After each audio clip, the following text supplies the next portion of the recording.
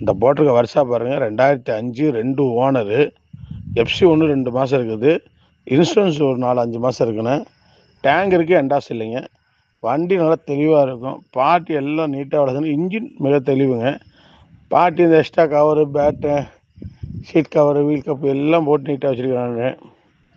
இதில் என்னென்னா clutch plate மாற்றி ஆகணும். கிளச்சு பிளேட்டு ரொம்ப வீக்கு. கிளச்சை மாற்றினா தான் வண்டி ரன்னிங் ஆகும்.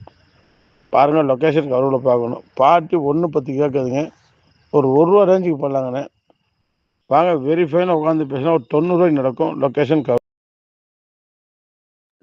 இந்த போட்டிருக்க வருஷா பாருங்கள் 2005 2 ஓனரு. எஃப்சி ஒன்று 2 மாதம் இருக்குது. இன்சூரன்ஸ் ஒரு 4-5 மாதம் இருக்குண்ணே.